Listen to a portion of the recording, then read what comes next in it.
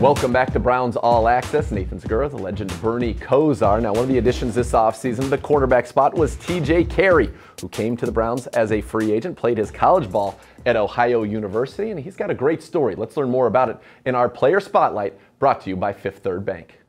He's back, he winds, he throws. Brate caught it at the 25, fumbled the ball. It is picked up by the Browns. Kirksey's got it. Big hit there to get that out of there, as it was TJ Carrie who knocked it out, Doug. The biggest thing was football was very big in our family. And watching my three older brothers, my oldest brother went to De La Salle High School, which is in Concord, California.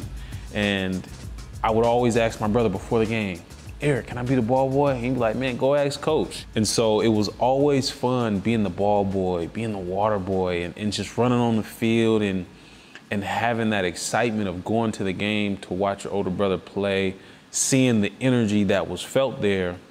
To me, it was only right to follow suit. And from that standpoint, there was nothing that could get in my way of achieving that. Ball deflected and intercepted, picked off by Carrie. Travis Carrie. Very, very athletic play. Fast forward to senior year, now we're trying to look for schools to go to. And I took a leap of faith and I went to Ohio University, and it turned out very, very well. Dominate 03, 1, 2, 3, dominate! And then my parents moved to Cleveland to say, you know, they're gonna watch me for my last year of football.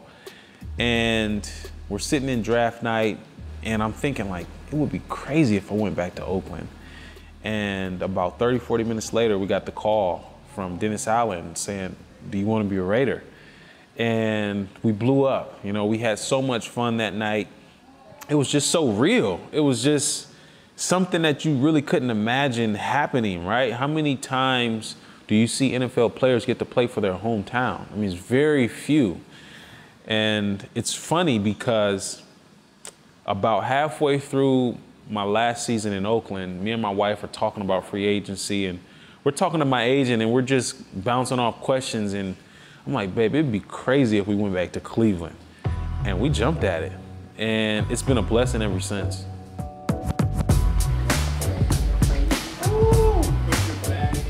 When I first met Coach Williams, it was a little off. And I was just thinking, like, is he like this every day? Come on! And I didn't know. I was shocked, right? And so I'm calling former players that's played here and played under Greg, and they're like, yeah, man, he's like that every day. Get ready. Yeah. That is good. It's fun to be around because you're always excited to see what's going on throughout the day. And it's like, man, what is he taking? Because I need some of that. Come on! Bam, bam, bam, bam, bam! And then the scheme.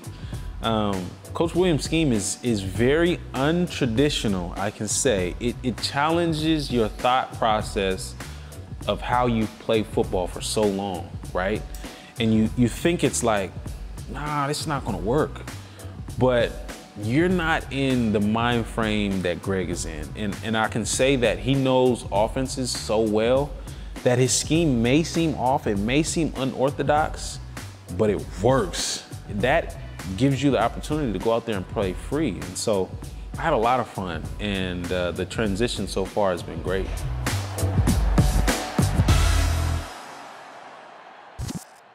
Obviously very happy to have TJ Carrie here, who has played very well for the Browns, especially of late in that nickel cornerback role.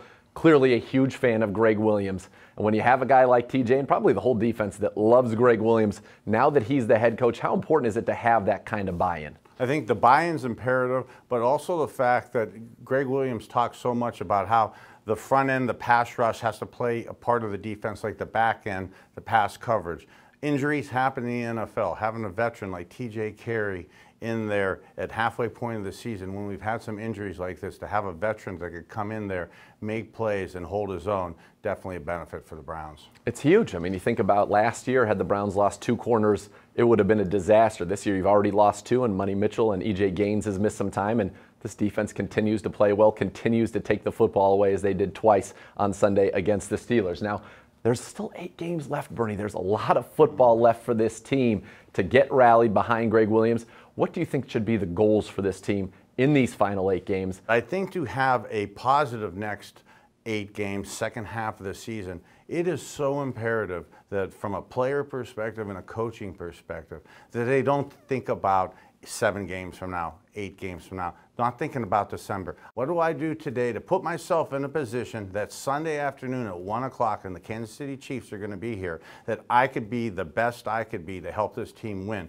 If each person individually looks at it as a collective challenge of what could I do today to get better for tomorrow, we'll be okay. Baby steps is what the Browns need to do. Focus on small steps, and hopefully that starts on Sunday with a good showing against the #1 offense in the NFL, the Kansas City Chiefs. We'll be back with more Browns All Access right after this.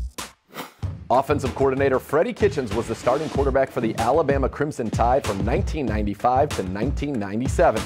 How many yards did Kitchens throw for during his college career? Is the answer A, 2,467, B, 4,142, C, 4,668, or D, 5,724?